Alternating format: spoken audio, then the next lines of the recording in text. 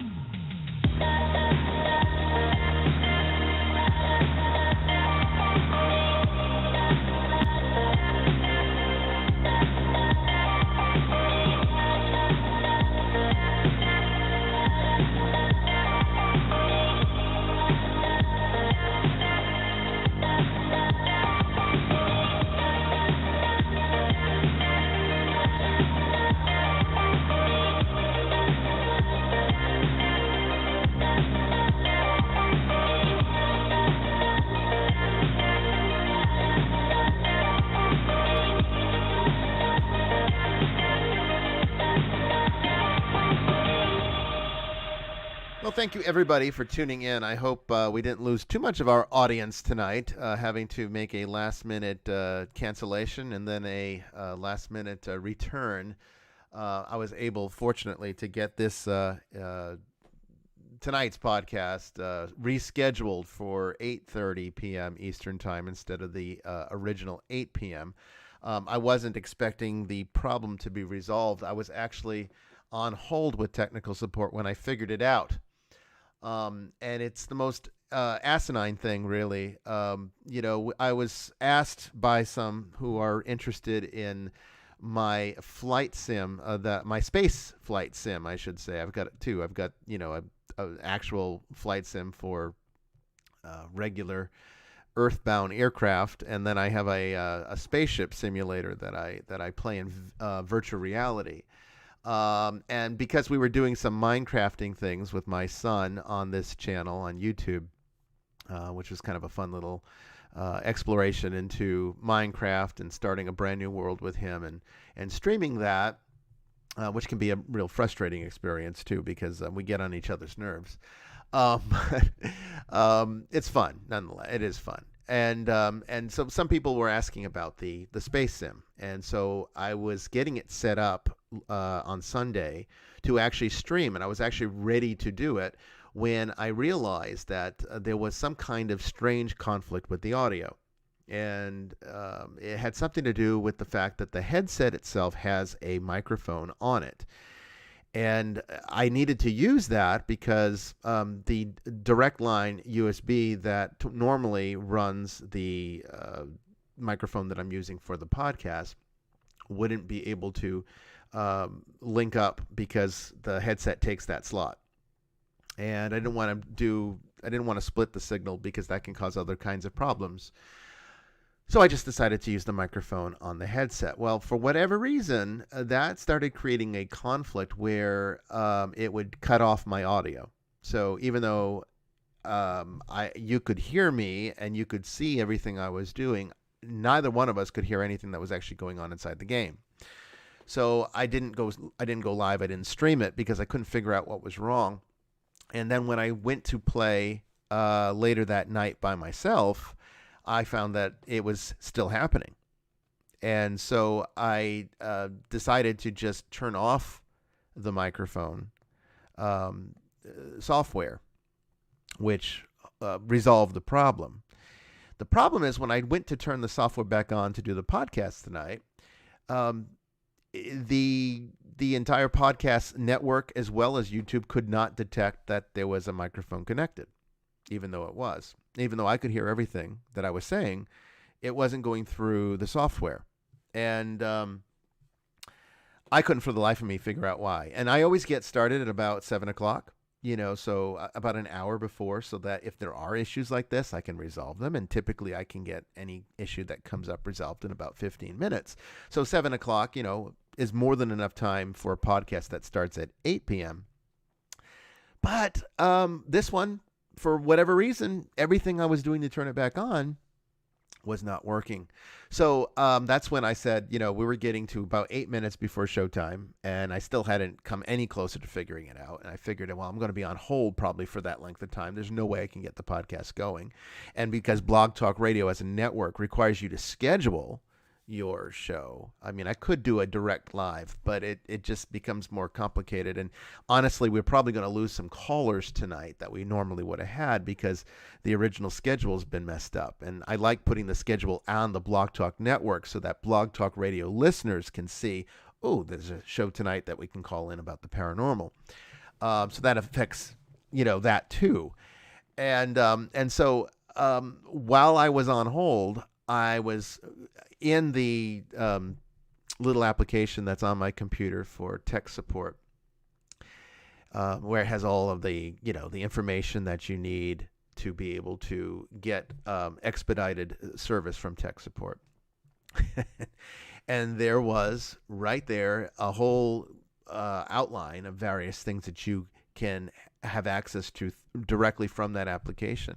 And one of them was this security feature that somehow got turned on when I turned the microphone off, that prevents your microphone from being used by any app on Microsoft 10 without your explicit permission.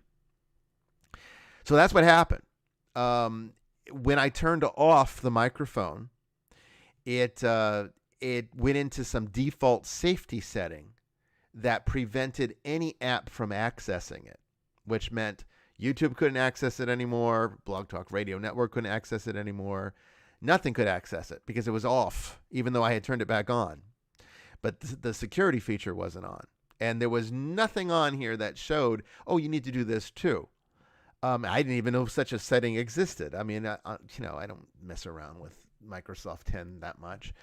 So that's what happened. And I was able to figure it out.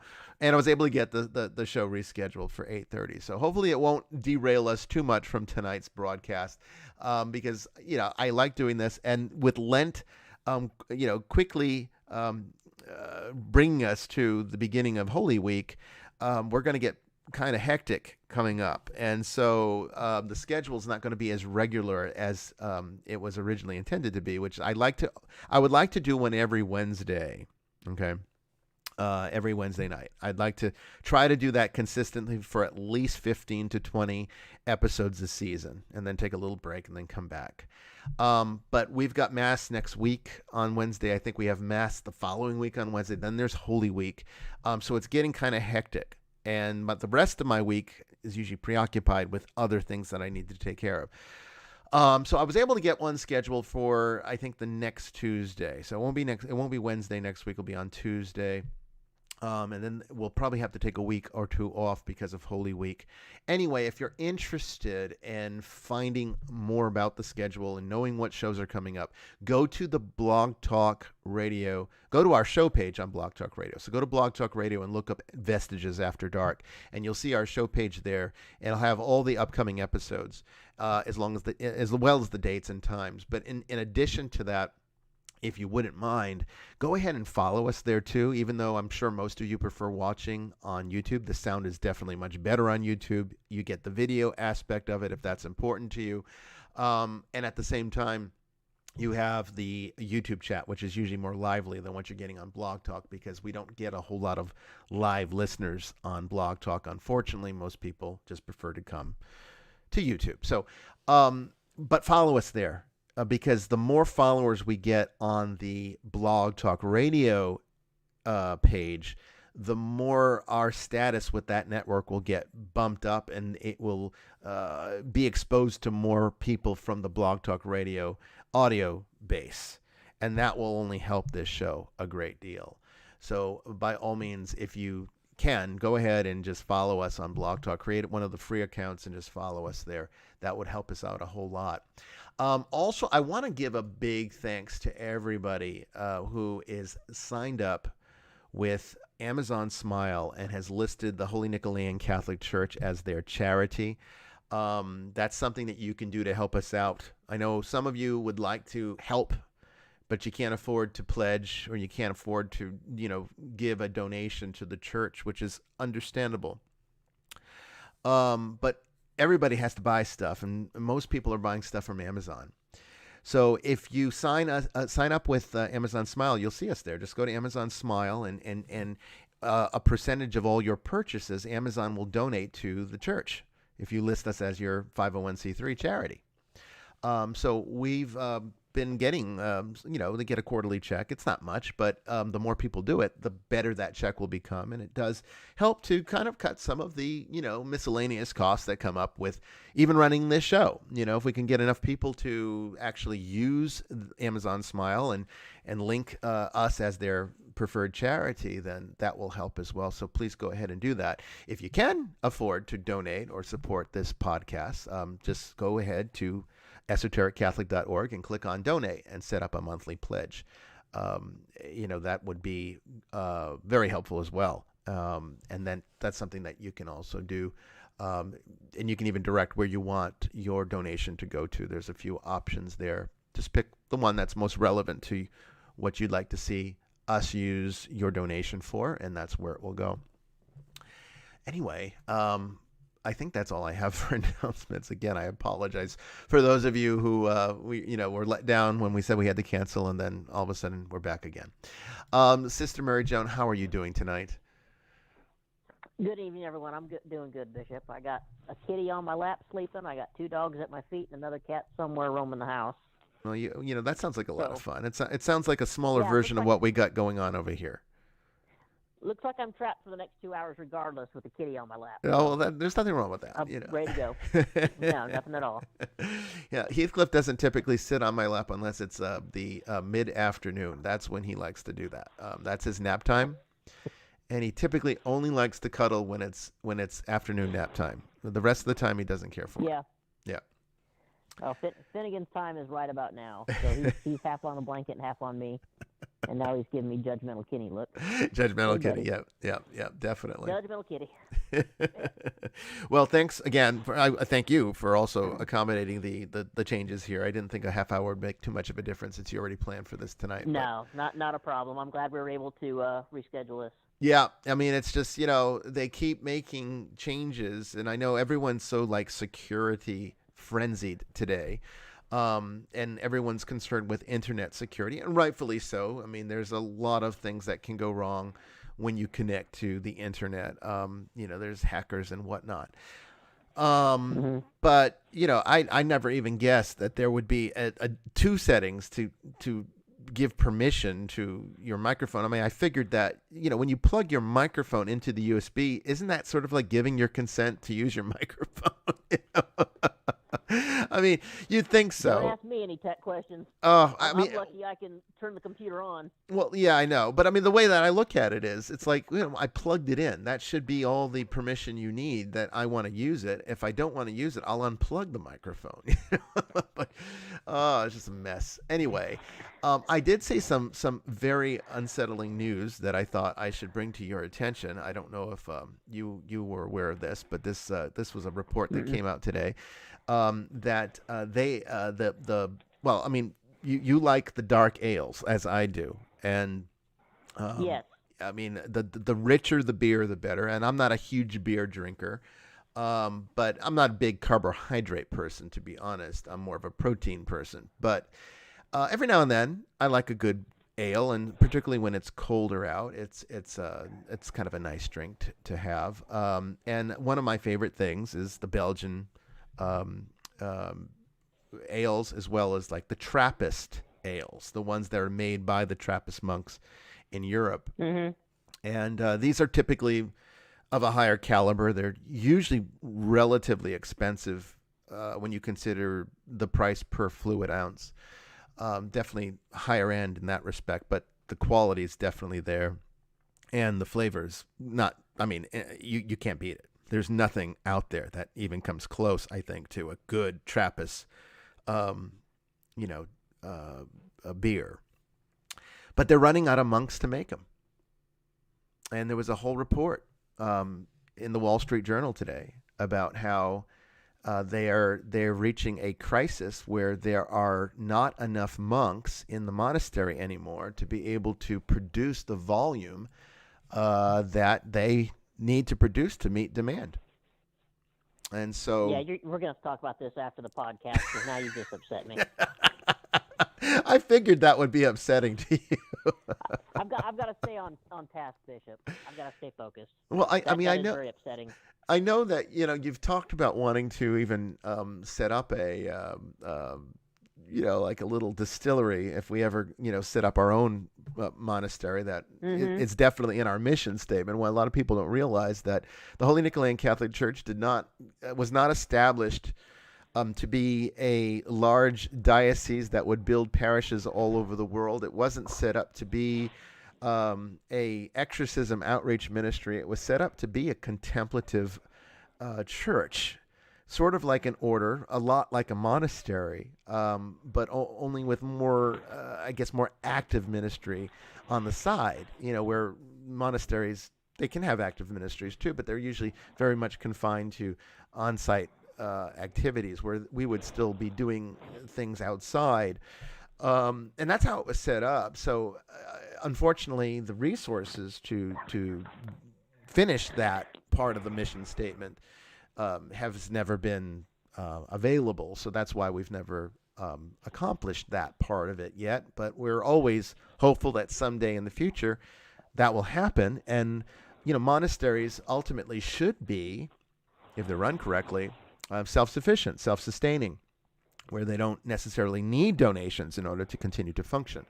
But you need a lot of startup capital in order to get to that point. So typically monasteries, when they're started, and some of these monasteries have been in existence for hundreds of years, so they've had some time to do it. They establish themselves, and then they set up some kind of mundane activity that they can bring money in with. And so making ale was one of those ways in which that was accomplished. And the monks have, in fact, a lot of people don't realize that beer itself was actually created by monks for, let's put it this way. You have brewed beverages that could probably very loosely be referred to as ale going back to ancient Egypt. So as far as like who created beer. You could probably say, technically speaking, it was the Egyptians. But beer and ale as we know it today, which has gone through many different processes and refinements, was really the church that gave us this. And monks started doing it for one primary reason. It wasn't to get drunk at night. The fortified and darker beers. Yes, the fortified, yes, the darker beers were designed to be a meal, a source of nourishment that you could take during Lent without violating the Lenten fasts, which were much more severe than they are today. So that's what ale. That's honestly why monks started making ale in the monastery, was a way to be able to have a nourishing source of sustenance that did not violate the observances, the religious observances that came with Lent. So that's where it got started. But unfortunately, nobody wants to be a monk anymore. So they're running out of people. I guess they're going to have to start looking to the outside and hire people, hire laity to come in and help them. Well, luckily for us, I brewed beer with my neighbor for several years, and so I know the basics. So when it comes down to it, I can make a phone call and we can start making our own. Well, there you go. I used to do it too in college, although I did it much on a smaller scale. But my condominium in college smelled like a brewery. It smelled like you could smell alcohol, seeping through the walls, because I had all these vats of ale that were just fermenting in my closet. I'd rather smell that than a boys' locker room, so that's fine with me. It is. You young men are in college. It does have a kind of nice smell. I like it. Sister Maximilian can't stand it, but I like the smell of the distillation process. I think it's kind of a cool smell. Yeah. Anyway, let's go ahead and get started tonight. Start taking calls. The number, if you want to call into the show, we're taking open calls today. Okay, so basically what that means is if you have a question about the paranormal, if you've got a question about religion, got a question about esotericism or metaphysics, or anything that's on your mind, really. It doesn't even have to be about those things, although that's what typically this show's about, but we'll talk about anything you have on your mind, whether it be a comment, whether it be a story you have, or a question for us where you want some expert opinion on the things that are going on in your life. You can call us. This is what this show, this new format for Vestiges After Dark was set up for. So many questions come in on social media. Here's your opportunity to actually ask us directly. And it makes it very interesting and entertaining for the audience and other people that might learn from your question. So it's a great way to sort of interact and kind of answer these questions in a more complete way than what I can do on Twitter, for example, where I'm limited with a few characters and then it's done. So call us right now. Call into the show. The number is 516-453-0138. That's 516-453-0138. We'll be taking calls in the order they are received. And like I said, it's free. It's your show. Okay. It's free topics tonight. Okay. And whatever is on your mind, that's what we're going to talk about. 516-453-0138. Don't be shy. Don't be worried. We don't bite. Not too much anyway. No, I mean, don't even worry about the audience. You're just talking to us, okay? So calling in. We're probably the only podcast. Yeah, I'm sorry to interrupt. No, go ahead. The only podcast where y'all can talk about church, chupacabras, Bigfoot, demons, and beer and food all in the same podcast. So don't be shy. That's right. I mean, that's what the Holy Nicholean Catholic Church is really all about. People are always wondering what we're all about. Well, the actual, definitive definition is that we are a non-dogmatic church, which means that you can practice your religion and not sacrifice being a human being at the same time. I mean, what a novel idea. Yeah, really. I know. I mean, it's just like people think that it has to be one or the other. No, it doesn't. One can be as dedicated to God and still be able to function as a regular, ordinary human being. And this church is here for those people that want to do it that way. All right, without the pretense of a conventional religion, because it's all pretense. You realize all these people that are going around, these holy rollers that act like they're better than everyone else, the holier than thou attitude. They're not better than you. They're probably a whole lot worse than you, and they just act Trust me, like. behind closed doors, people are completely different than what they put up front. No, that's absolutely true. That's absolutely true. It's just like a Facebook profile. It is. Everything's hunky-dory on the pictures, but, everybody's got their skeletons in the closet and their drama going on. That's exactly right. And so, you can do it the fake way and be a charlatan, or maybe not a charlatan, but be very superficial, perhaps. Let's make it a little bit cleaner and say it's just superficiality, where you're pretending. Or you can be authentic. And this church is about authenticity, all right? We know everybody sins, so we're not here to judge anybody, and we're not here to tell you how to live your life. We're here to just live and enjoy what gifts God has given us, and that's ultimately what this church is all about. All right, calling in from the 586 area code in Michigan. Hello, you are on the air. Hi, Bishop and Sister Mary Joan. It's so nice to talk to you. Yes. I do have a question. Yeah, go ahead. So I know last week you had a caller call in about a child that they had lost. I actually had a dream about a child that wasn't born yet. About a year ago, I had a really vivid dream of I was holding an infant, and it was communicating. It was a girl, so she was communicating with me telepathically. And she was saying, like, hey, you're my mom. And I'm like, no. I'm like, I'm not. You have to go back where you came from. And she's like, no, you're my mom. And this went back and forth for a little bit. And when I woke up, I was kind of like, oh, my gosh, what was that? Because I never really planned on having children, and I never really saw myself as being a mom. And I was just kind of wondering if there was any, like, metaphysical or spiritual, like, I guess, consequences for not having children. Well, I mean, metaphysically, it really is very much open to the choices that you make. And the universe is pretty sympathetic to those choices. In other words, it gives you a lot of leverage in which you can operate. So the freedom is absolute. And that's what makes it such a wonderful thing, is that even though we create all sorts of laws and rules and things in which to live by that are either defined by ethics or morality or one philosophy over another, or this ideology over another, in reality, the universe doesn't care about any of those things, even morality. It doesn't care. It's an open system in which whatever we do, we are permitted to do, however destructive or creative as we want to be, as helpful or as hurtful, as wholesome or as unwholesome, as functional or as dysfunctional as we want. The universe is open. So metaphysically speaking, at the most basic level, there aren't any definitive consequences other than just the causal relationship that we have with the universe as it is. So when you do one thing, there's a certain effect that puts out into the universe. If you do another thing, there's a different effect that takes place based upon the choices that you make.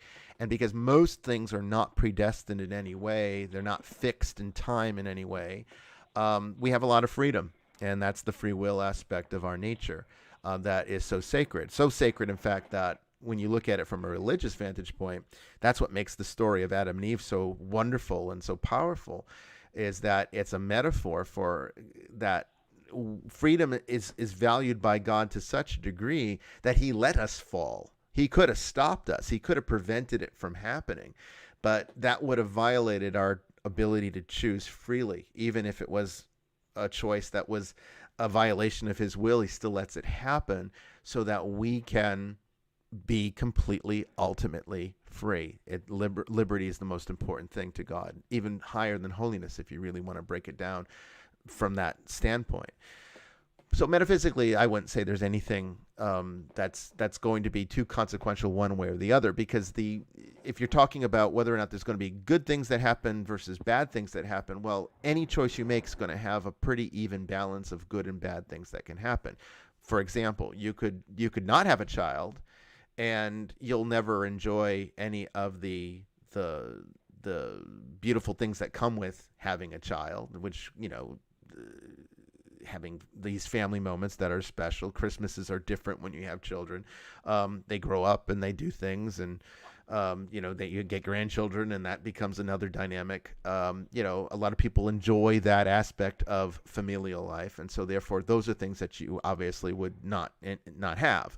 But at the same time, children do sometimes occasionally get sick and die. So you won't have any of the hardships that come with it. Sometimes you could just you could spawn a bad seed. It happens. I mean, honestly, there's such a thing as that sometimes there are people that just didn't get wired the right way. It's nothing wrong with you. It's not like it's a genetic problem. It's just some people, they grow up and be sociopaths, and I'm sure they've made their parents miserable. And that's a thing that you avoid, the risk that you avoid when you don't have kids. So the good and bad, it sort of cancels each other out depending upon which choice you make. Doesn't really matter. So it's really about what you want in life and whether or not this is a choice you want to make. I guess. So I grew up Catholic. I went away from the church for a while, and then I recently started going back again. And I guess my biggest fear was always like dying and then God judging me, like, oh my gosh, you ruined my plans. Like, you're going straight to hell.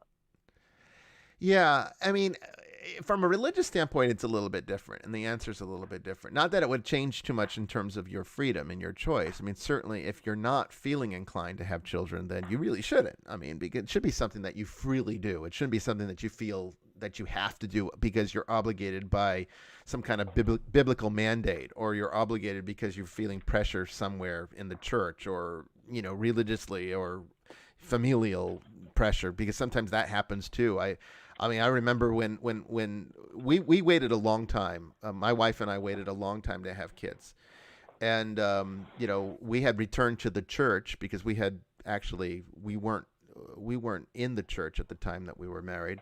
We came back to the church together, and the judgment from other parishioners was unbelievable.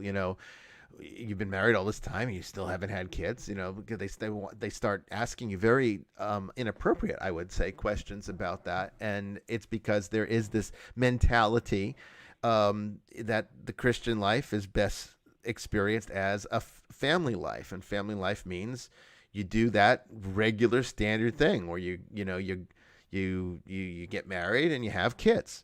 But that's not a life for everybody. It's not something that I think appeals to everybody, and it can be very harmful, I think, if somebody were to force themselves into doing it when it's not in their particular nature to want to do. At the same time, that is the highest calling of the laity, you could say. I mean, that would be a safe thing to say from a Catholic vantage point, from a Christian vantage point, that the laity are called to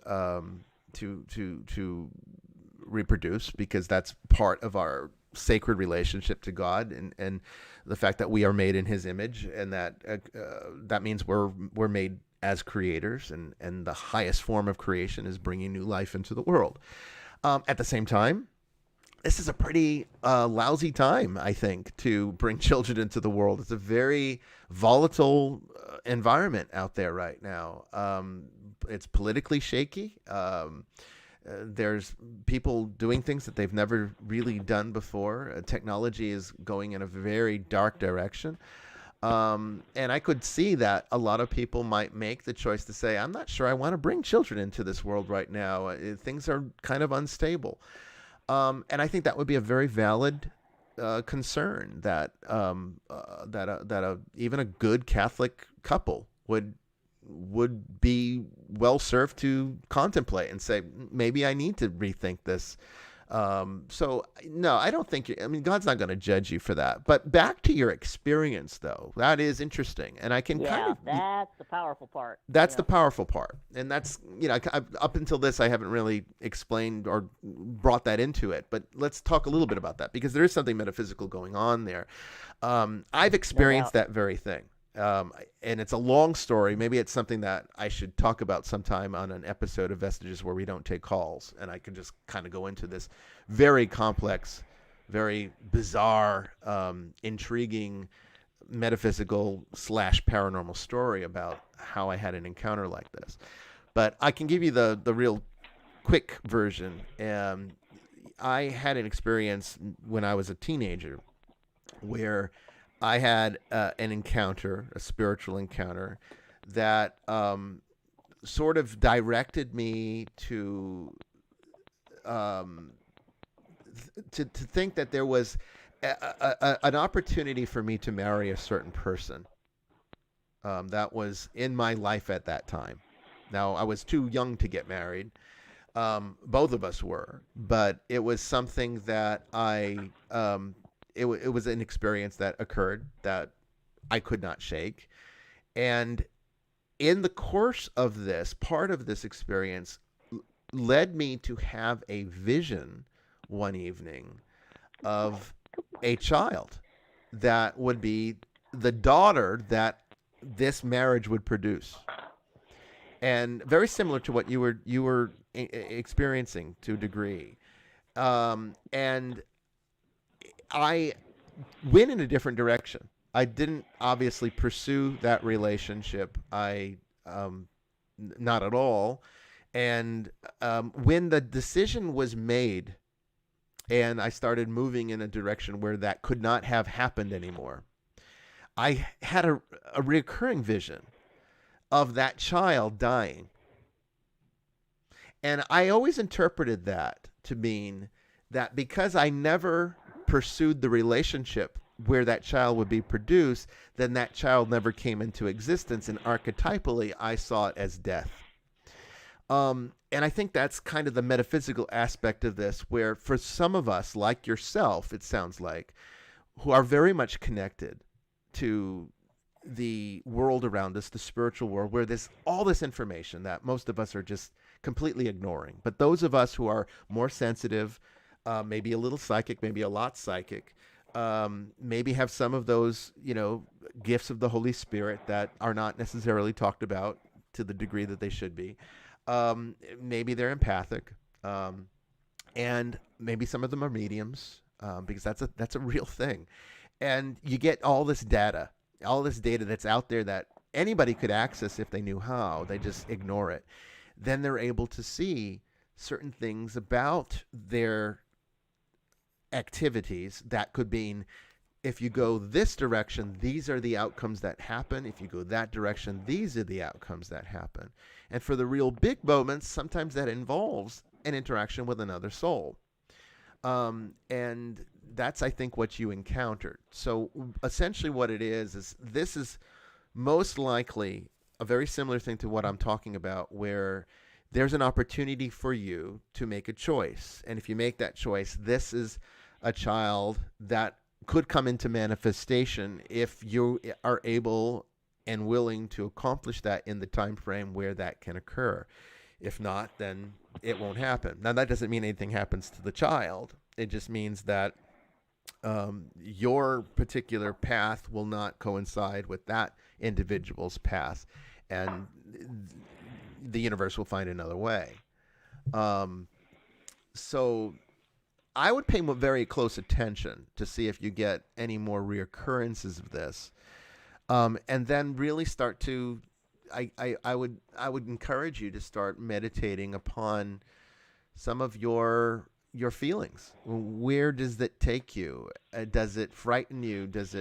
Are you really, is there not, maybe there's something subconsciously within yourself that really does want children, but there's some other apprehension that holds that particular aspect of your nature back? Because I'm always a firm supporter of the idea that we are not one thing. We are not one individual. We are multiple individuals sort of working collaboratively to look like we're one entity when we're really not. And that's where we have a lot of internal conflicts and certain things where we can't even make up our minds, because part of us wants to do one thing, part of us wants to do another.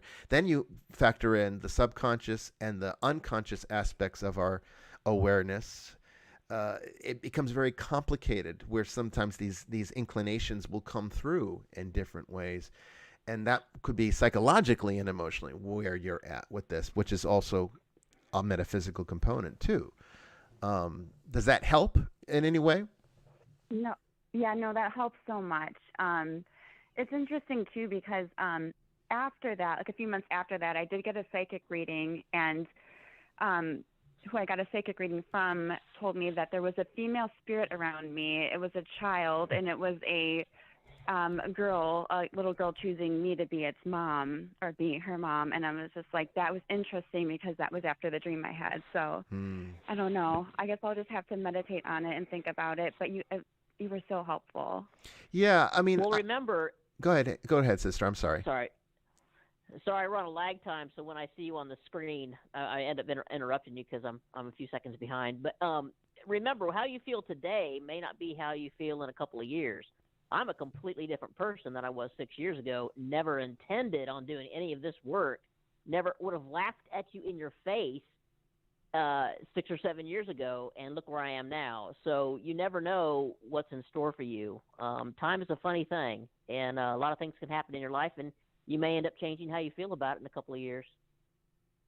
Yeah. I mean, I would just stay vigilant and attentive to the types of inclinations that you're getting. Because there's usually when it reoccurs, there's usually something that you need to pay attention to. It might not be important in the grand scheme of your life, but it could be important enough for that particular moment. And every moment is sacred. Every moment should be treated as sacred, because it is. And that's what makes it important, is the fact that these moments can be experienced. The sacredness of the moment is experience itself. And the fact that we can do this is such a powerful thing. I mean, that's all the power of creation right there, is not just the fact that everything exists, but the fact that you can experience what exists. Because all this universe could be here without any mind to actually see it or encounter it, work through it, then it wouldn't mean anything. So it means something because we can see it. So pay attention and see where it might be leading you. It's very interesting because so much of what you're describing was so close to what encounter I had all those years ago. And maybe one time I'll talk about it. I'll talk about it in more detail. And there were consequences. There were actually very living consequences that resulted from my not making those decisions. And a psychic was involved. Now, I would caution you a little bit with the idea, because the problem with some psychics, is that there's a pervading, I would say, peer pressure amongst psychics and metaphysicians to adopt a theosophical viewpoint, which is a very new agey standpoint. And this idea right now is that, and it's been going on for the last several decades, this idea that, we reincarnate and, some of us go off to some spiritual place for a while, then we come back and we're learning things and we're choosing our parents and we're choosing our life and the experiences that we need to have. It's a real big common belief now in the new age. And so a lot of people that are professional psychics sort of adopt that by default, almost as if it's a dogmatic thing. It's very far from dogmatism. Though, unfortunately, it's not really very accurate, because theosophy really borrowed from Buddhism most of its concepts of reincarnation and the idea of the alaya, which is this thing that gets passed on. But the reality of it is that they're really it's really not a person that you're interacting with, not in the sense of a self, because in Buddhism there's a doctrine that is exceptionally important, and it's the doctrine of anatta, which means no soul, meaning that there is no essential self in which to move on from lifetime to lifetime. Only the energy moves on, and the energy contains data, and the data can look like it's a person.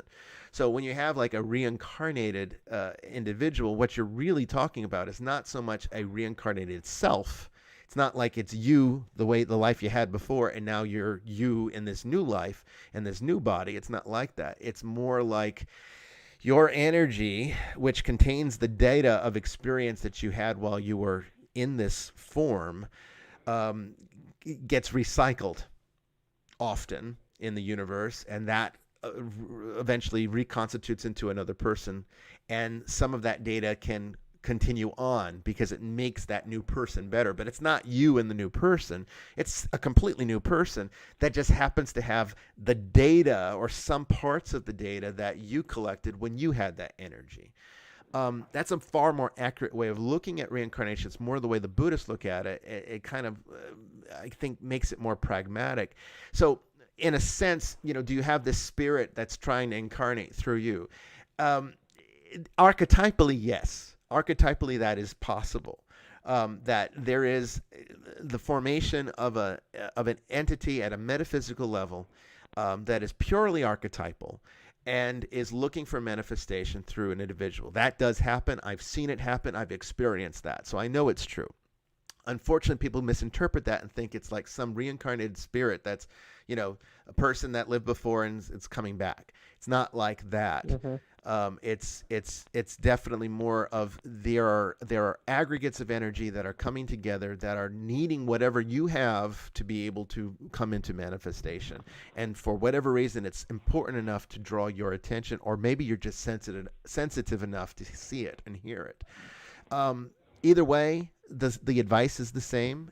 Just pay very close attention and don't be completely closed to either possibility. I wouldn't say jump right in to parenthood, because if you're not ready, it's just going to be a disaster. But at the same time, you're having this experience for a reason. There's something within your nature that needs to more fully realize what this is, and that's where take some time to pay attention to what comes next, and give us a call if there's more developments. Call us back and let us know that there's a part 2 to your story, and we'll continue to guide you through it. Thank you so much. You've been so helpful. You both are so wonderful. Oh, thank you. I appreciate honey. that, and thank you for calling in. It's always a pleasure to hear the stories of people that listen to us, and they're always so different, and this one was fascinating. Thanks again. Thank you. I'll keep you guys updated. Thank you so much. Absolutely. Do We that. look forward Thank to you, it. Yes. Yeah, see, I mean, one of these days, sister, I'm going to have to tell you, I don't think I've ever gone into detail, even with you. I don't think I've ever shared with you.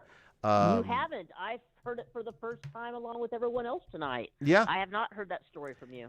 It's not something I typically discuss. It's just not something that I typically talk about. And we've had some pretty deep conversations at the airport after a few beers. We have. So that's never come up. This is one where you just kind of have to sit with a nice, long drink or 2 or 3. And I'm just going to have to just go through the whole story from beginning to end, which is probably going to take about an hour to an hour and a half to even talk about the details of it. But it's the after effects that were fascinating, because there were consequences. There were consequences to my making those decisions. So what that showed me was that nothing is fixed except for the will of God. The will of God is fixed. You can't unchange the will of God. You can't modify the will of God. You can't change his mind. So the overall story of existence is immutable. That's not going to change. But the way we experience is completely free. The way we experience it is completely free. We could make a million different decisions and have a million different outcomes. You still end up at the same destination, but there are all these different ways you could have gotten there. And that's what makes life interesting. And I've learned that sometimes your choices do precede you making them, and that there are external influences, which are spiritual influences, intelligent spiritual influences, that can sort of direct our wills towards one choice over another.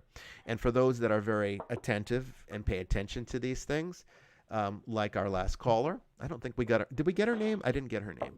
I don't think. I don't remember. I don't think she gave us her name. But like our last caller, we can be so sensitive that the universe actually speaks to us. And that's what I teach my students. I mean, I teach my students metaphysical conversation.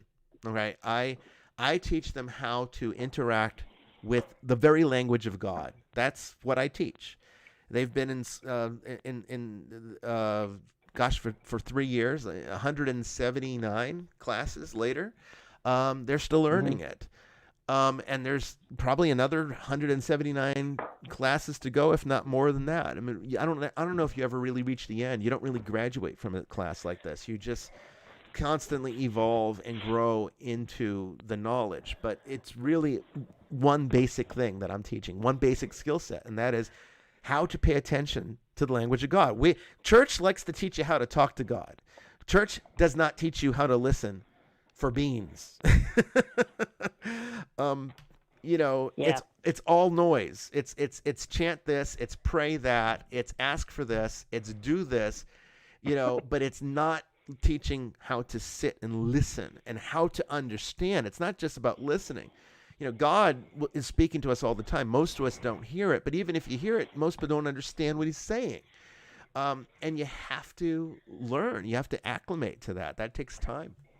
I have no doubt that what happened to me was basically because I had kept denying probably what I was called to for years and years, left the church several times, and God kept pursuing me, and I kept running. And then with my accident, it kind of forced me, with the near-death experience and everything I went through, it kind of forced me to take a step back and realize, okay, you got my attention. Yeah. And, I moved forward from that. So, yeah, if God, like I've said this before, if God wants you, he's going to get you. Yeah. Oh, yeah. I mean, see, that's the predestination part. That was the old theological argument, which is it? Predestination or free will. And you had different denominations teaching different things, and some emphasize the free will, some emphasize the predestination. But the fact of the matter is they're both equally valid points. Bit of both. Yeah. Yep. It's everything's free will except for the definitive aspects that are fixed into the story of salvation.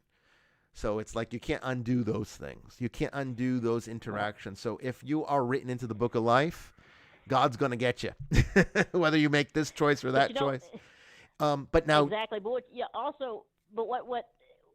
what I find really fascinating though is my life experiences before my near-death experience and coming to the ministry. I find that my experiences while I was away from the church actually helped me with getting a rapport with the clients because I've experienced a lot of the stuff they may be going through.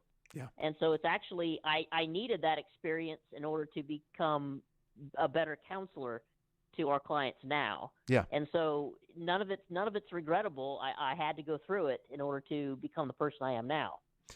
One should never regret anything, honestly, because no matter how many poor choices one makes in life or how many bad experiences one gets stuck with, I mean, some people just get dealt a bad hand of cards, and there's only so much you can do to play. If you compare living life as playing a game of Texas Hold'em, there's only so much bluffing you can do to get yourself through a bad hand. And eventually, if you get called, you're going to have to lay those cards down, and most other hands are going to beat you. And so if you played it perfectly well, you didn't have a strong enough hand to win. And I think a lot of people get dealt a hand like that. They have a rough life. They're just dealt a difficult life. But there's always opportunity, regardless of how difficult it is, no matter how. In fact, I would say a difficult life has an easier opportunity threshold than an easy life. An easy life has less opportunity for advancement, because there's less resistance, and you need resistance in order to grow. If you don't have that friction, you don't typically grow. And people that have life too easy. Don't really, go ahead. Exactly. You don't really appreciate what you have unless you really strive to earn it. It's true. You always appreciate the things that you earned more than the things that are given to you. I couldn't have said it better myself. Calling in from the 979 area code in Texas. Hello, you are on the air. I think that's me. Yeah. How are you tonight? Okay. Oh, I'm good. This is Lori from Texas, and hey, Lori. I don't really have a story, but I do have a thank you.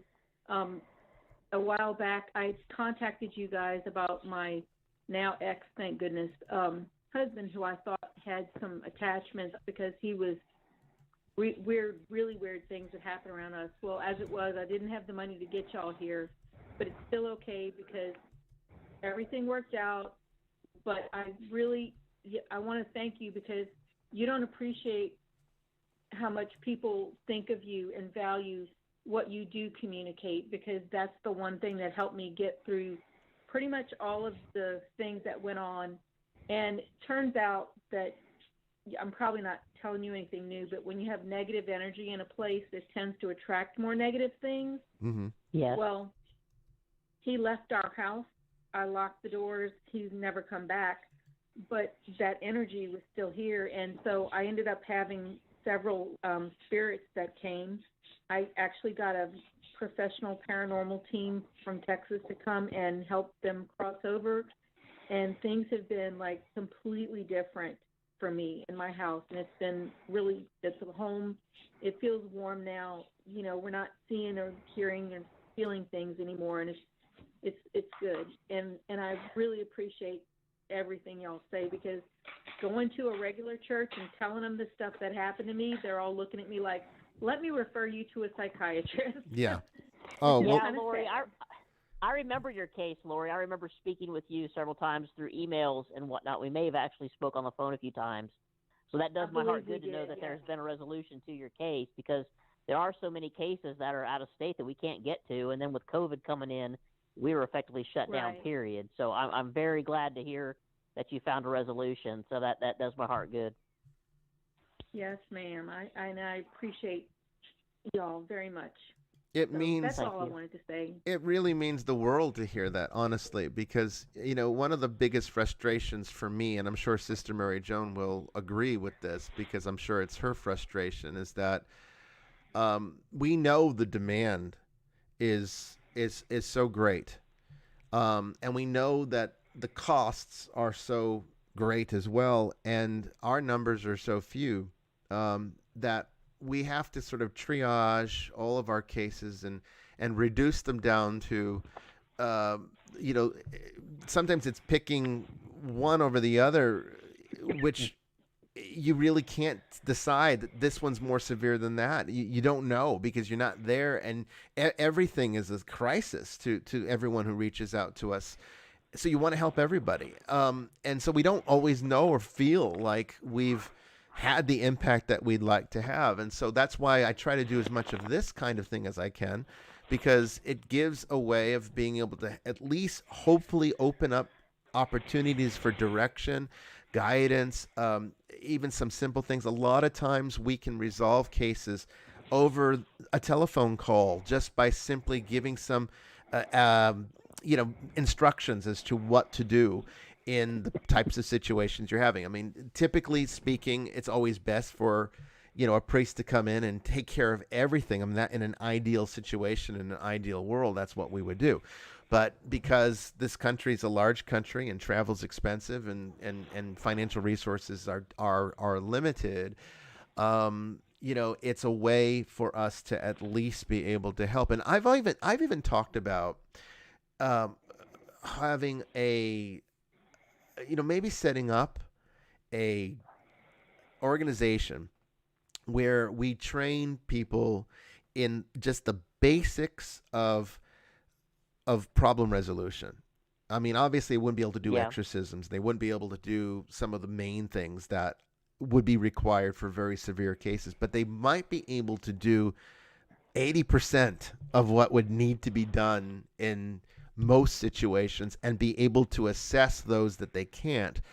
The tough part is that when you assess one that you're not able to help with, you know, would we be able to find the type of clerical support where we'd be able to call people and say, can you go in and take care of this? This is the real tragedy of the Roman Catholic Church marginalizing us. Because we're having to do work that they should be doing. Honestly, they should be doing this. We shouldn't have to. Well, we should be working together, and they don't want anything to do with us. Right. That's what infuriates me.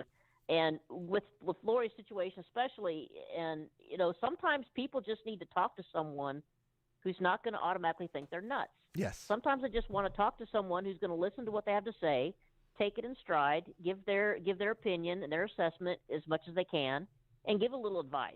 That does someone so well to know that, okay, maybe I'm not nuts. You know, someone else is listening to me. Someone else knows what I'm talking about. So that's a large part of the ministry itself, is just talking to people and believing them, believing that something's not right and listening to them. Well, when the team came in, they legitimated everything that I said I was seeing on my cameras and Good hearing and things that were going on. And I have it didn't take any time at all for them to come here before things acted up. Yeah. And well, I'm really glad you found a good group. Glad it wasn't anything demonic. They said it was just people that were stuck, and they got them to move over. And so and I'm praying the rosary every night out loud in the house. Everybody can hear. Stay out of my house. But anyway. Well, what a great testimony, Lori. Thank you for sharing that for our audience and for other people who might be in the same situation as you, who reached out and only were able to receive limited advice or guidance. But, it's great to hear that if you listen to the things that we can tell you to do, maybe we can't come to your house, but we can at least sometimes give you a course of action to follow. And if you listen to it, 9 out of 10 times, 99 out of 100 times, it's going to be sufficient. Most of the time, you're not dealing with demons. Most of the time, you're dealing with something that just needs to be moved along. And you got to experience that firsthand. You get to see, there is help. There are people that can help, and maybe we just need to find a way to hook up with some of these independent groups and kind of bring them under the umbrella and kind of work together and form some kind of not so much a conglomeration, but some kind of network of people where we can say these people are working with our protocols and we can confidently say we can refer you to them. That would be a wonderful thing to have in every state, wouldn't it? Mm-hmm. Sure. Oh, yeah. Definitely. So I think y'all probably still have my information if you want to text me later, and then I can give you the name of the group that came out and helped me. So totally up to you. Yeah, sure I don't mind giving them a shout out. All right.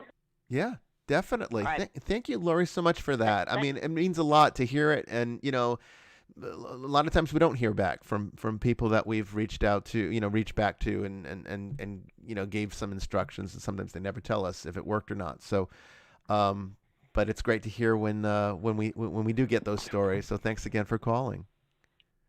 Definitely. Thank you, Lori. God bless. Okay. Thank you. Bye. God bless. Yeah. Don't be a stranger. Call back if you ever need to ask anything or talk about anything that's going on in this situation or other situations. It's always good to hear from those of us who listen and are out there. And like I said, we don't always get to hear even how many times, sister, do people tell us with Ghost Adventures, how did this case turn out? How did that case turn out? It's like, we don't hear we usually. don't really know. I mean, I give them my card every time, but as far as hearing from them, very rarely. Very rarely. Ogden, I talked with her several times, and then she dropped off. But the rest of them, they had the opportunity to talk to me. I mean, and usually the rule of thumb is in our line of work, that no news is good news. So typically, if you don't hear from them, that usually means that they're doing better or they feel confident with moving forward. There's not a whole lot we can do after we go. I mean, most of the time it's about referring out. So we go and we take care of the spiritual things, but typically they need to handle their physical and psychological issues separately. And there's usually those that do need to be done. So it's just nice to hear that we are having an impact, even though we don't necessarily always see it. Yeah, that was a nice shot in the arm. I think so. Yeah. Need to hear that sometimes. Anyway, we're at the top of the hour. We're going to take a little break here, a little breather. Now's a good time to go get a glass of water if you need it. And we'll be right back after this. Don't go away. All right. I'm here in the middle of nowhere. There is no there. It is cold there, but I am safe and I am warm. Although it's hard, I know I gotta keep up. No time to lay to drift away. After my sticks, after my die.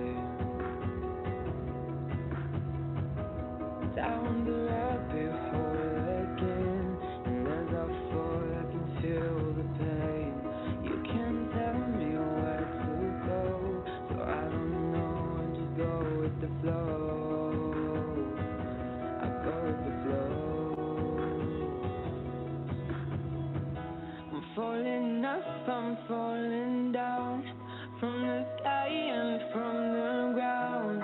Up above, just like below, and I don't know where I should go. 'Cause I'm stuck in limbo.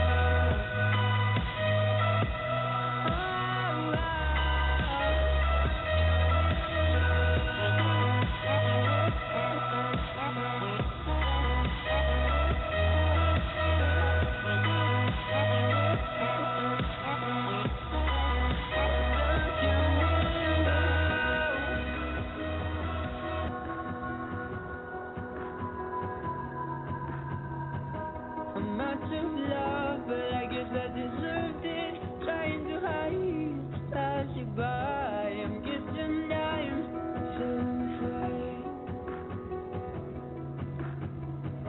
I'm like this air, no one can reach me. Lost in a dream, lost in between. Let's keep on flying, let's keep on breathing. I'm falling up, I'm falling down from the sky and from the ground. Up above, just like below, and I don't know where I should go. 'Cause I'm stuck in limbo.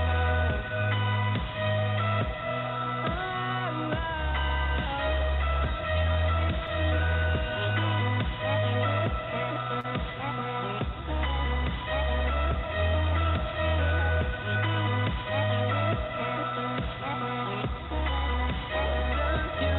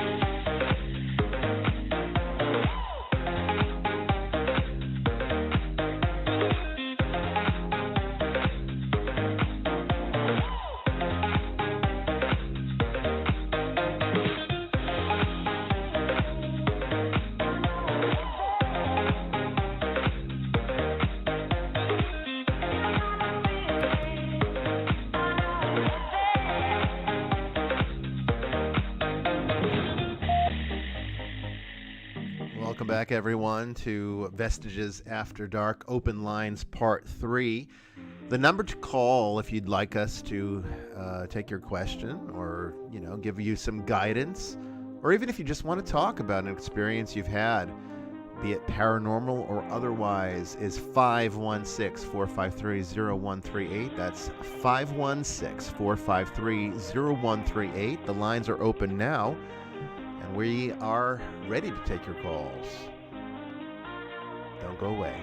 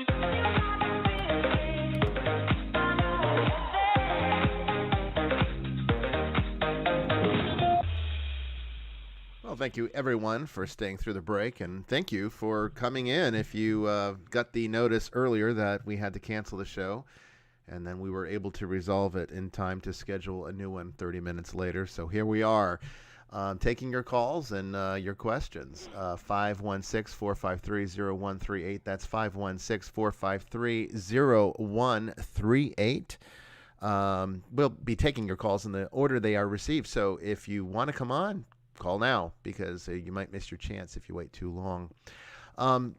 Sister, I know that you caught the Cecil Hotel Ghost Adventures that aired on Discovery Plus. And you also saw the Netflix documentary, right? Yes, Netflix had a documentary, and then someone else had a documentary too. I've seen all of them.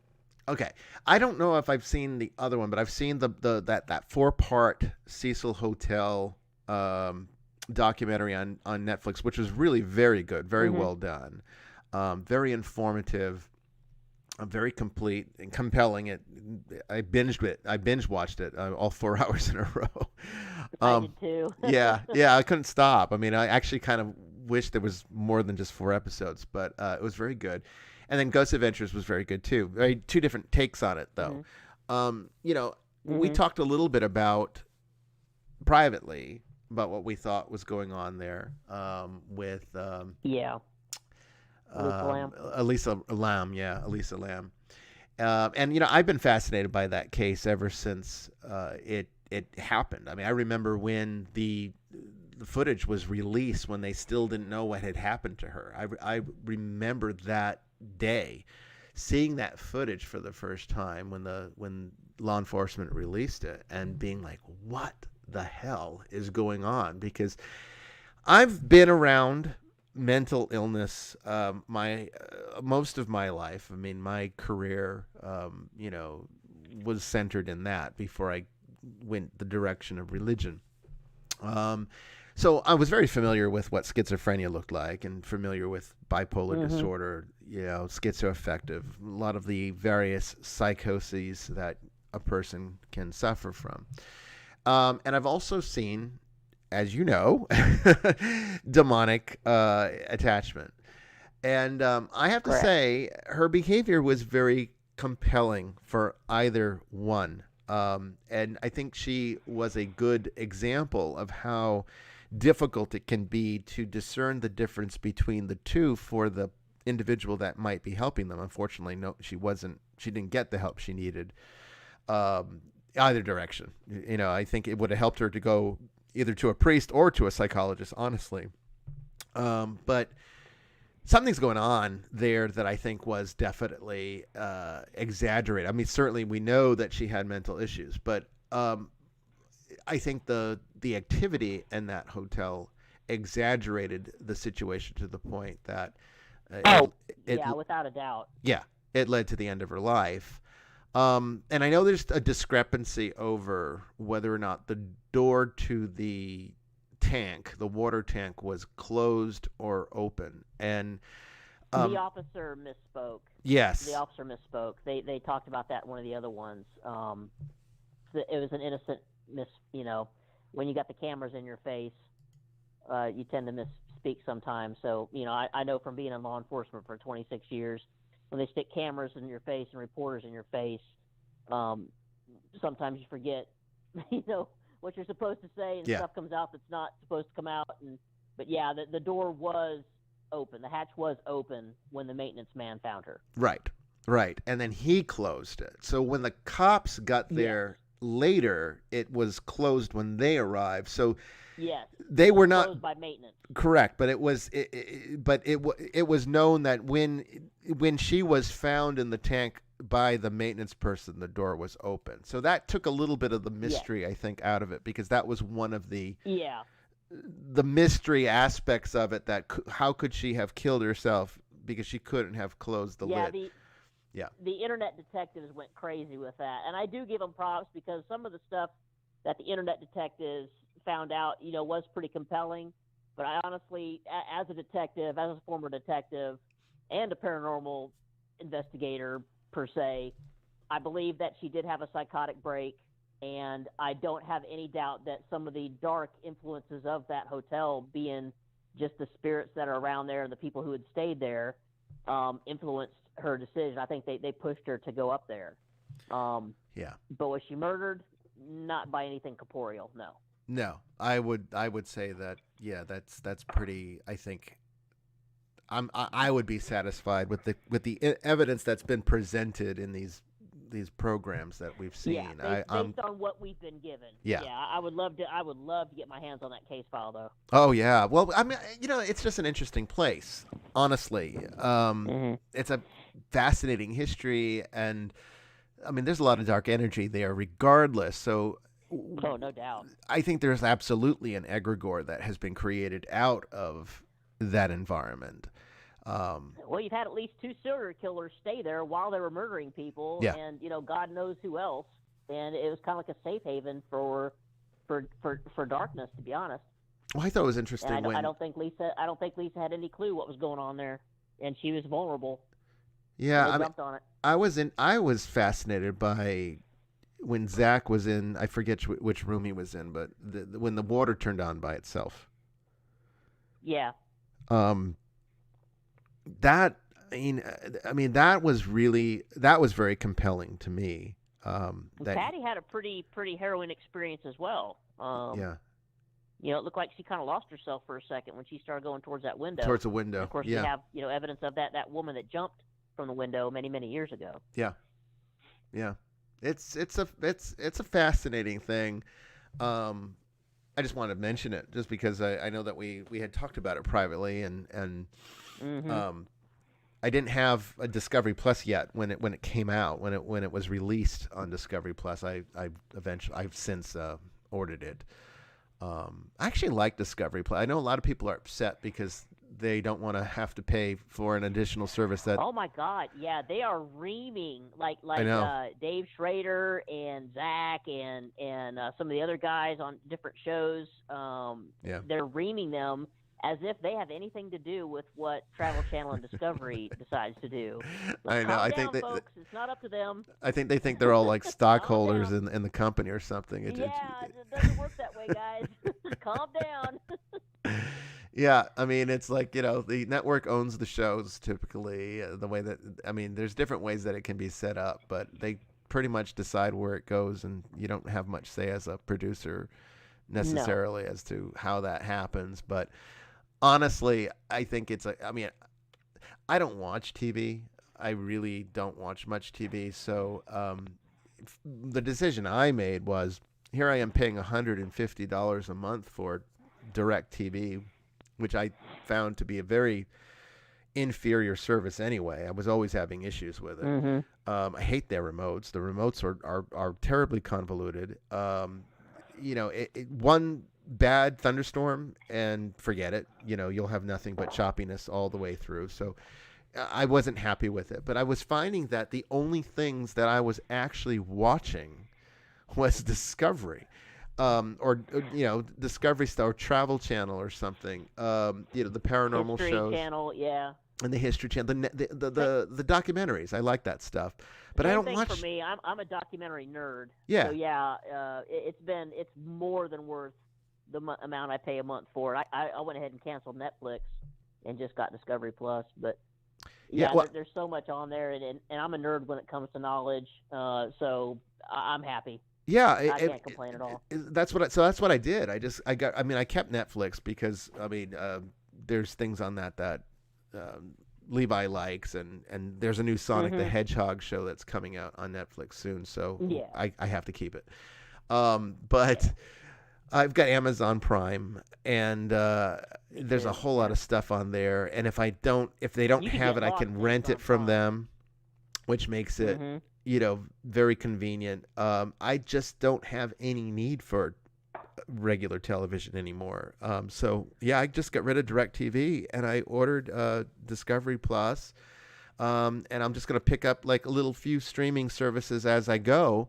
We like the show Outlander, as you know. Of course, yeah. And when that new season comes out on Stars, we'll just order Stars, we'll watch it, and then when we're done, we'll just get rid of it until the next season comes out. That's how you do it these days. I kind of like it. I kind of like doing it that way. There's a new Star Trek series that's coming out that's going to be featured with the stories of Captain Christopher Pike, who commanded the Enterprise before Kirk did. And it's called Strange New Worlds, and so that's going to be, I guess, on I guess it's now Paramount Plus. They're calling it. It used to be CBS All Access, but I guess they're calling it Paramount Plus now. And so I'll order that one when that comes out, and I'll binge it, and then I'll just, if I don't need it anymore, I'll cancel it until a new season comes out. That's just that's how you do it. But I mean, this attacking, the stars of these shows is ridiculous. I guess it's the only way some folks feel they can lash out. But I'm telling you, people, they have nothing to do with it. So give them a little peace, please. Yeah, I mean, give them a break. I mean, in some ways, I'm glad they're not coming after me for it. I mean, I haven't heard anything about it, but sometimes we ain't got our own show. Yeah. Well, it doesn't matter though. I mean, I've had people complain to me about things they don't like about Ghost Adventures. Like I could change it. Well, hang on. Let me call Zach, and we'll settle that crap right now, buddy. I think that's what they expect me to do. It's insane. But anyway, the number to call if you want to be taken on the air, if you have a question for us, if you'd like some advice, some direction, some guidance, or just have a story, is 516-453-0138. That's 516-453-0138. The lines are open, so please give us a call. We'd like to hear from you. Now, sister, I know that you said, and I don't know if you remember what it was, but I know you said last episode there were questions in the chat room that I actually have a couple of them written down. Good. Yeah, because we didn't get to them. We had callers that took us all the way to the end. Didn't. Yeah. So one's right in front of me, and I can't read my own writing. So, okay. Someone asked, I don't know the name, I'm sorry if you're watching now or listening now. If you are an empath, how can you protect yourselves from being overwhelmed from spirits trying to communicate with you? I guess they're asking, how would you protect yourself or ward yourself from being overwhelmed by the spirits? And see, that's one of the, I would say the most common question we get from people that have those sensitivities. And see, this is the unfortunate thing about it, is that there's this thing in metaphysics that's referred to as the psychic sensor. Okay, and this is like it's not a real thing. It's more of it's an intangible thing, but there's a filter that's sort of built within us that sort of it does just that. It filters out all of this spiritual content That's happening all around us. And as my students are very well familiar, we have this erroneous idea, people do, that the spiritual world is in another place, somewhere else, some other location than here. Like it's another dimension out there, but it's not here. And that's just simply not true. There is only here. There is no elsewhere. There is reality and there is non-existence. That's it. You got existence, non-existence. That's it. Okay, so what we call the spiritual world is multi-layered, overlapping this one, and what determines whether or not you can experience it is frequency. So what frequency a particular thing resonates at determines whether or not you experience it. Things that are within the same frequency range will experience each other. Things that are outside that frequency range will be more difficult to perceive. That's how it works. So the spiritual world isn't somewhere else. The spiritual world is typically at frequencies that are outside of our normal range of operation, very much like the spectrum of light. You have, of course, all the colors that we are used to seeing, but when you start going outside of the range, you get into ultraviolet or infrared, and then everything that goes beyond that with X-rays and everything else. So there's all these other frequencies of light that we can't see because we're not designed to experience those things. Well, overall, our human nature is not designed to regularly interact with frequencies of spiritual data that exists outside of the range that we are designed to operate within, which is typically the corporeal world. The thing is, though, is that we can still be affected very much by things that we cannot immediately perceive. Again, the same analogy works with light, because X-rays are a good example. If you were to just spend all your time hanging out with X-rays, you wouldn't know it until the radiation started to get to you, So it could be very toxic to you in the long term, and you wouldn't even realize that you were being exposed to these frequencies of light because you weren't actually directly perceiving it, but you were still being affected. That's kind of how the demonic can interfere with our lives. We don't often experience it directly, but it has the overlying toxicity effect by being in close proximity to those frequencies, which are not healthy for us. So when people are very sensitive, what ends up happening is that psychic sensor gets distorted. Some people are born with a broken one. Some people don't have one. Some people break theirs. And once it's broken, it's gone. You don't get it back. There's no way to turn it off again. Okay, so once you fracture the psychic sensor, once you've learned what needs to happen to move beyond its limitations, you can't say, oh, you know what, that was a mistake, I want it back. It doesn't come back. Once it's gone, it's gone. Once you have expanded your awareness beyond the normal range, you're going to always experience beyond the normal range. So at that point, what one must do is learn how to skillfully work with it. Now, the number one thing that can help with this is understanding how to do high-level meditation. In fact, I would actually argue it is really the only healthy solution for dealing with this. Some people do resort to alcohol or drug abuse. That's not a good direction. Yeah. But what can help is learning how to control your mind, because it's ultimately the result of not having full control over your faculties. So it's sort of like learning how to condition yourself to tune out those things so that you can still pay attention to the things that are important in the moment. So the way I could come up with an analogy to explain this. It might be easier to learn and study. Let's say I'm teaching you something, okay? It's obviously going to be a more ideal situation for you and I to go into a quiet room together where we're not going to be disturbed, and I can sit there and I can teach you what needs to happen, and we can talk back and forth without any distractions. That's ideal. But what happens when I got to teach you something, but we don't have the opportunity to be alone, and we have to go into a crowded place like a restaurant or an airport or something where there's all this noise and distraction happening all around us. Well, at that point, what you do is you learn typically to pay attention by channeling in and zeroing in on the person you're talking to and not focusing on all of the extra stuff that's happening around you. Now, sometimes it gets so loud you can't, but most of the time you can learn to focus on just what one person is saying and not pay attention to the rest. In a way, a good meditation routine can teach you how to filter through the same way that you do when you're trying to pay attention to one person talking to you in a very noisy room. You just learn to zero in on those parts that you want to hear, even though those things are happening around you, and even though if you just let your guard down, you'll hear them, you can still learn to focus.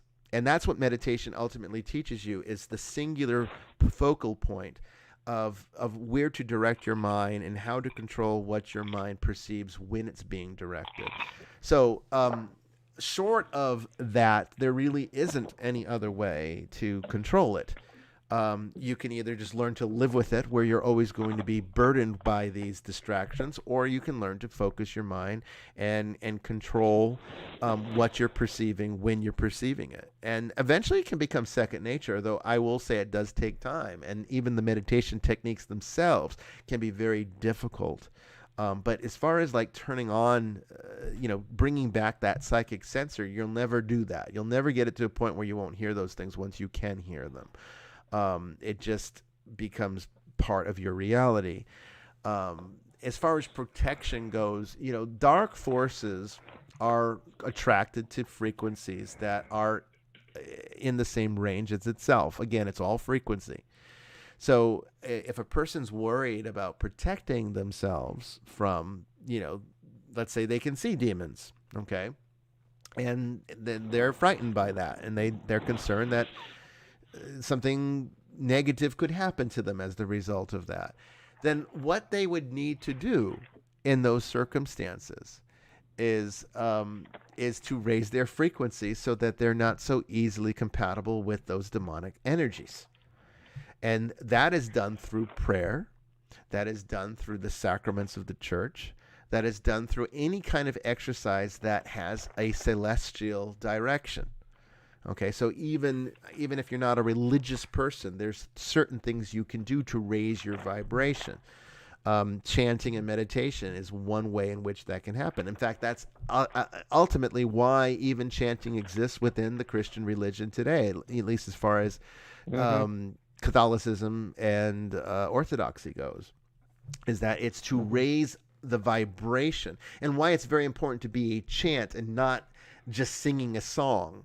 I don't sing. I'm not a singer. I've never been trained to classically sing.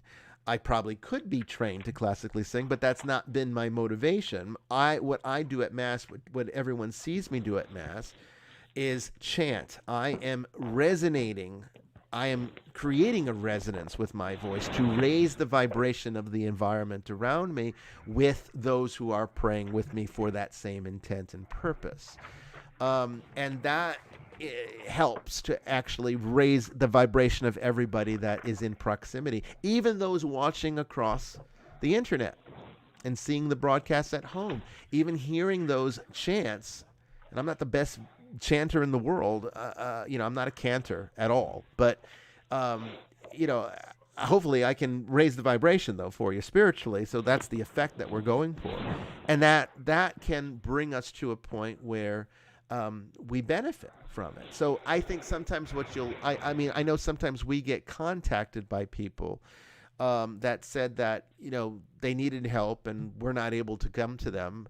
So we tell them, here's what you do. And why don't you tune into our Mass every week? We have a Mass that we offer from my private chapel.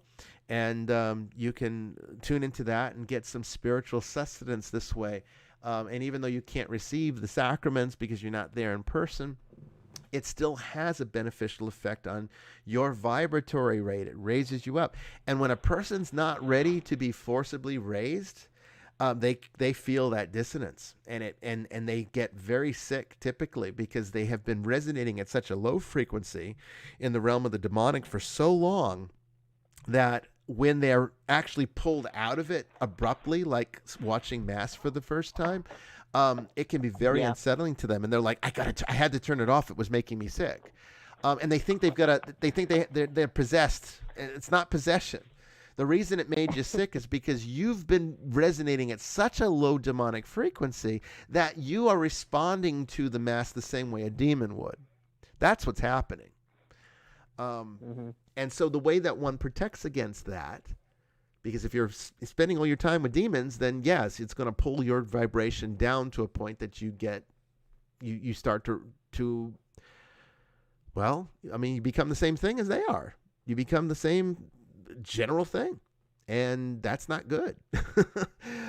So this is a way of preventing that from happening. So you don't need a lot of magic, and you don't need trinkets and talismans, and even though things like rosaries and crucifixes and icons are great things for vibratory raising, you don't even need those things. What you need is an internal frequency that is constantly and perpetually, by automation, resonating out a frequency that is healthy. That's all you need. And that can be achieved by regular prayer, regular chanting, regular participation in the sacraments of the Mass. That's just the Christian path. There's, like I said, every religion has a way to do this. And if there are other ways that are beneficial, if Christianity is not your cup of tea, that's fine. But you still need to find something that raises your vibration. Otherwise, it won't bode well for you. So I hope that answers the question. I don't know if it does, but I'd say it's a pretty good answer. Okay. Well, since they're not here to tell me, we'll have to take your word for it, sister. Yeah. I don't have any other ones written down. Okay. So if anyone in the chat room remembers any of the questions from last week, please chime in.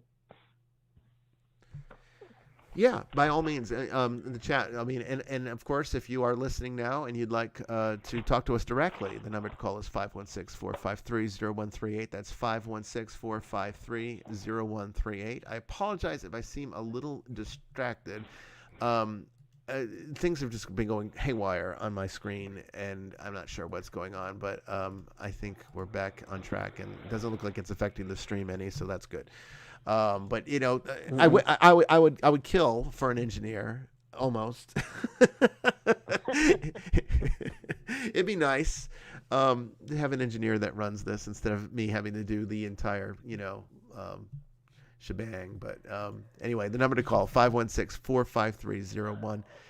That's 516-453-0138. Questions, comments, stories, anything, paranormal or otherwise, we'll take your call.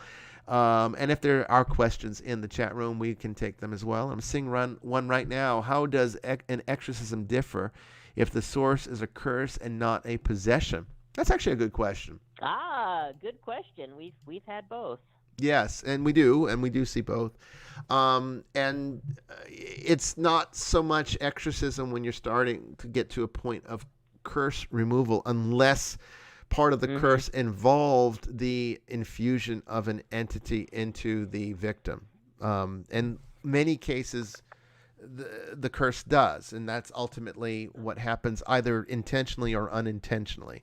Sometimes a curse can lower a person's vibration to such a degree that demonic entities that are randomly passing by attach, and it had nothing to do with the curse, but because the person was vulnerable, they picked up the attachment. So those are all possibilities that you could see in this work, and it's all ones that we've had. Now, multiple times, in fact, we've seen this. But you did not remove a curse with an exorcism. Typically, what you need to do to remove a curse is literally a counter curse. Yeah, and sometimes curses can be hard to deal with if you don't know where the source came from or what discipline placed it on the victim. That is true. It is very it is very important to know the origin, who did it, and what kind of curse was used, because different traditions have different ways of dealing with it. Now, there are certain go-to strategies that I have. There is a classification of spirits that one can work with. They're largely neutral. These are not necessarily. We're not dealing with angels, but you're not dealing with demons either. You're dealing with very neutral forces, but very powerful ones that can help and aid if one knows how to work with and interact with those particular spirits. They can aid the work in removing a curse from an individual. There are certain traditions that this works with better than others. So again, a lot of it depends upon knowing the origin point. The success rate's going to very much depend upon having that background information. The prognosis is somewhat dependent upon that. But in all cases, counter curse is typically the most effective strategy. And the way that works is once one knows the source of the curse, one then redirects it back at the person who sent it. And it's not about revenge. It's about completing the karmic imbalance, because every curse is essentially an energetic imbalance that happens metaphysically within the cosmos. And so the only way that balance can be restored is by either the curse destroying the victim or the curse destroying the person who sent it. In my mind, it's far better for the person who sent it to get what they deserve, rather than an innocent victim to be the one who has to reconcile the cosmic imbalance. So again, it's not about revenge, it's about justice. And since the universe demands that energy be reconciled in order to neutralize it, it's far better that the person who created the curse is the one that ends up having to deal with it. So that's essentially how we deal with curses. But again, it is very, very challenging work. It requires a significant amount of skill and training.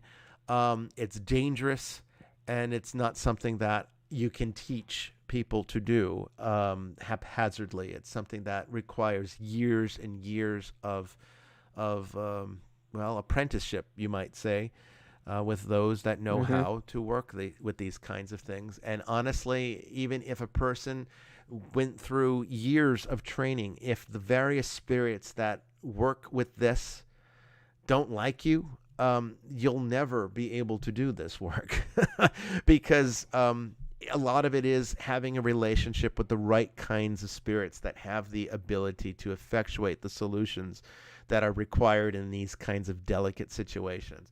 All of what I'm describing here is nothing even remotely close to exorcism.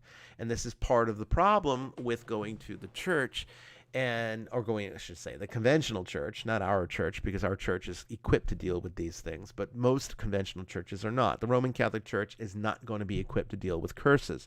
They're typically going to basically tell you, to just come back to church, go to confession, receive the Eucharist. I mean, that's even assuming you're Catholic. If you're not Catholic, they might not even deal with you. There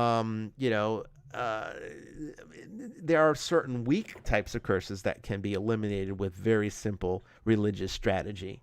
And honestly, if a person is a very dedicated, has cultivated rather a lot of grace in normal conventional religious practice, then there's very few curses that would affect them anyway.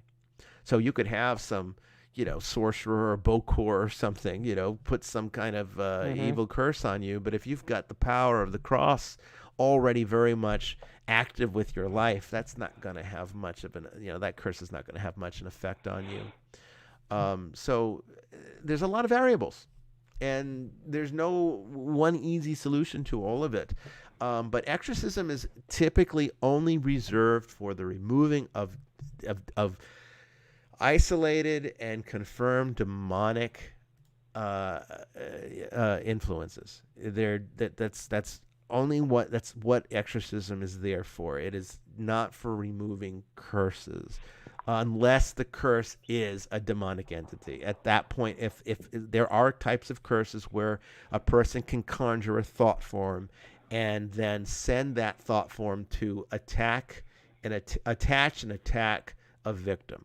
In those cases, exorcism can be effective to eliminate the solution. The problem is, in a lot of cases, if a person lets a curse like that go on for too long, then usually there are other problems. So even removing that original entity is not sufficient to solve the client's problem, because there's usually other things that are going on by that point. Other entities that have attached, sometimes even worse. We had one case where it was just that. It was a thought form sent by a Santeria practitioner at the bequest of her ex-husband, who wanted to harm her.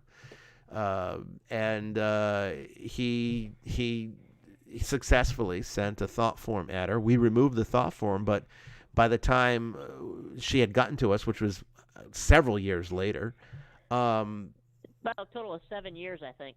7 years. She was afflicted before she came to us. Yeah, that sounds about right. It's a long time. 7 years. It's a long time. There were 10 actual fallen angels that had already invaded this individual's body, and so we thought, hey, look how successful this is. We got the thought form on the first run, not realizing that there was a real problem there. And that was actually full, genuine possession. And that, obviously, only exorcism could resolve. You could not even really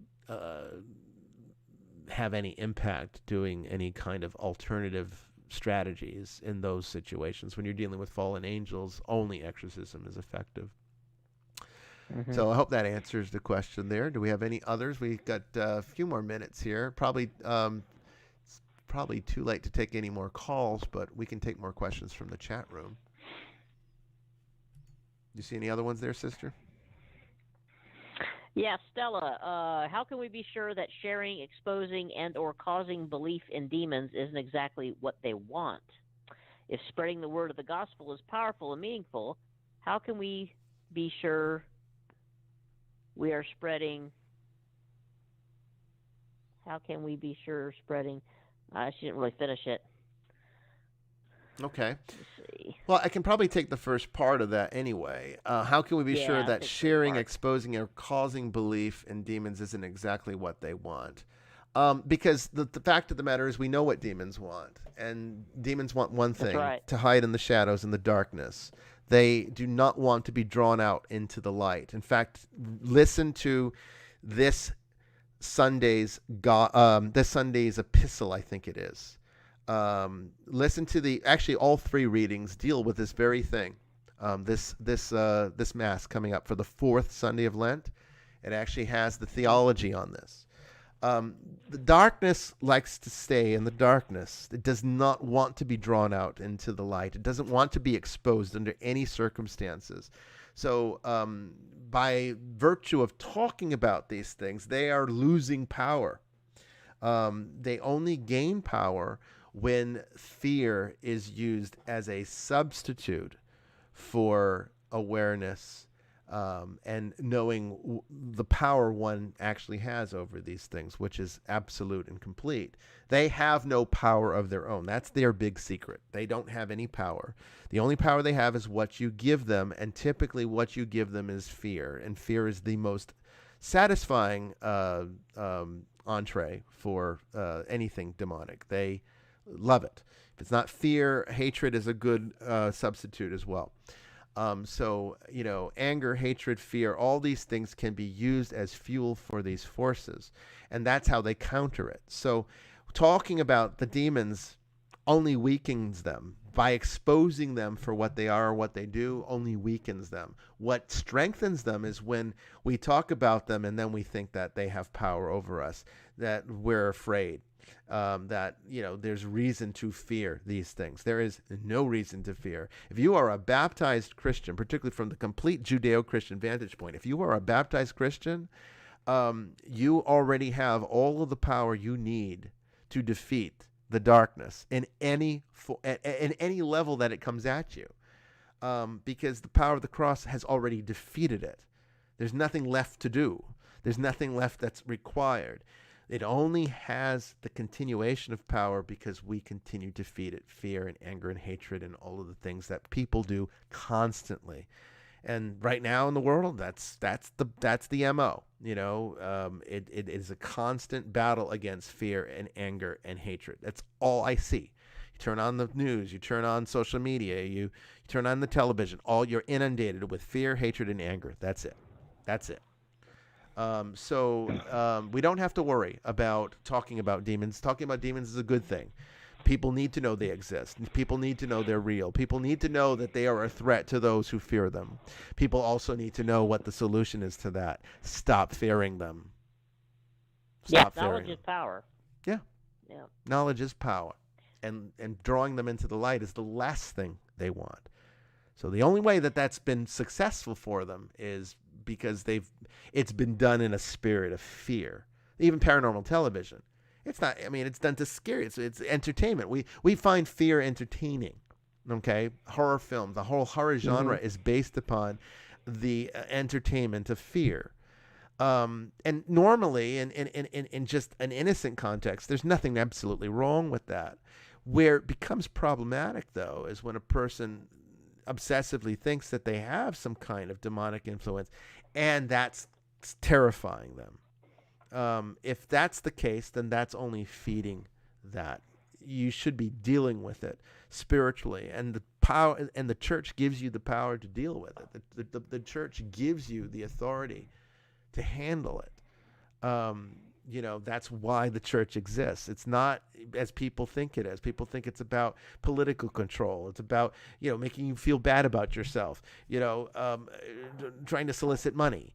It's not about those things. Yeah, people use religion for those things. That's not what religion's about. That's not why the church is important. And that's not why you should be going to church. You should be going to church because the church has the only tools that Christ left us for resolving these kinds of problems. Otherwise, you're on your own. You're on your own. You can pray, but you're not going to have the access to the powers and tools that can facilitate the solution to these kinds of issues. And that's why we always try to get our clients to come back to the church in some form or fashion. It doesn't necessarily have to be the Catholic Church, as long as they come back to some kind of regular spiritual practice so that they can raise that vibration.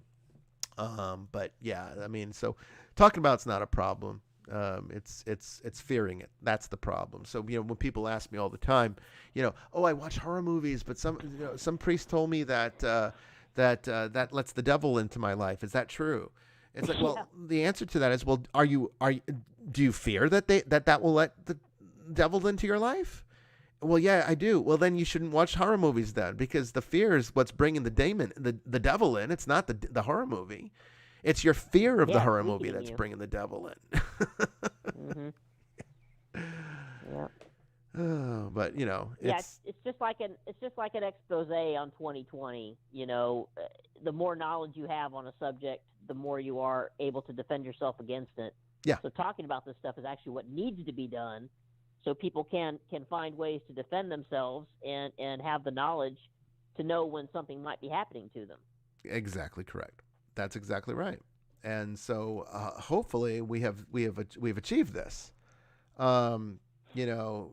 because it's absolutely essential that we reach a point where people are fully educated. They need to be brought to a point where they understand how to deal with these things on their own, because you're not always going to have access to an exorcist or somebody a professional knows what they're doing. Exactly. That's rare. What I do is rare. Even though there's thousands of priests out there, most of them are not doing what I do, and most of them wouldn't know how to do what I do. So unfortunately, the world is what the world is today, which means that a lot of your spirituality is your own responsibility now. It's not something that you can fully depend on. So, you need to take everything that you can that is available, and the sacraments of the church are absolutely the most powerful. Exactly. Yeah. But do your homework, people. Do your homework. Yep. Do your homework. And, you'll be surprised what can happen when you do things the right way versus your way, which is not always the most educated way to do it, even though ego says that it is. But guess what? It's the end of the show.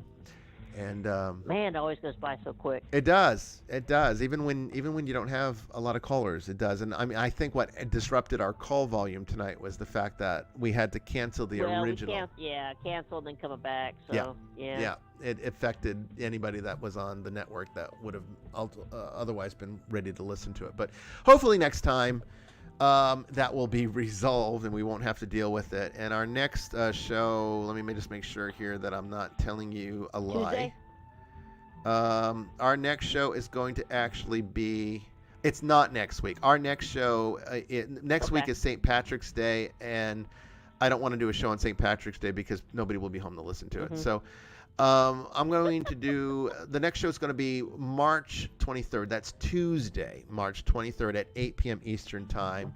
It'll be on a Tuesday because we have Mass on that Wednesday. All right, you got it, people. Tuesday, all right. 23rd, 8 p.m. Eastern Time. Yeah. So we'll see you there, and that will be when I'll put out tweets and everything. So make sure you follow me on Twitter. Come to the Nicholean Network. Go to esotericcatholic.org and just click the link to the Nicholean Network there and just sign up. Got great people there. It's a great family.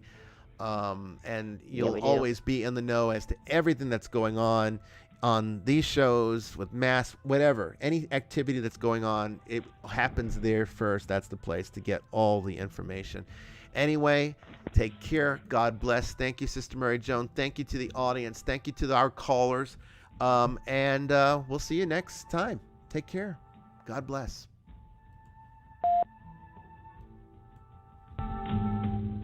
$90.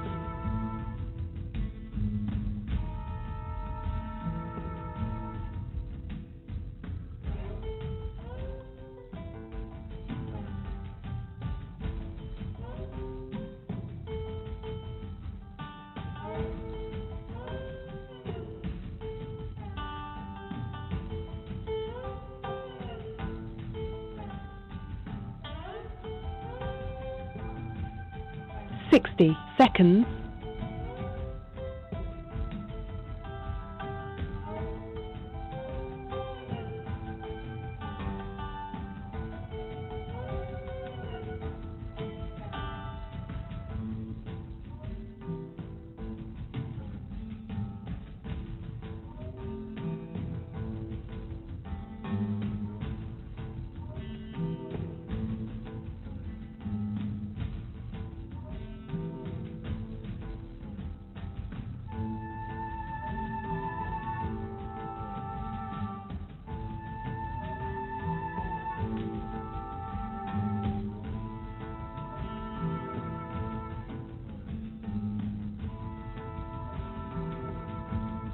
Ten seconds.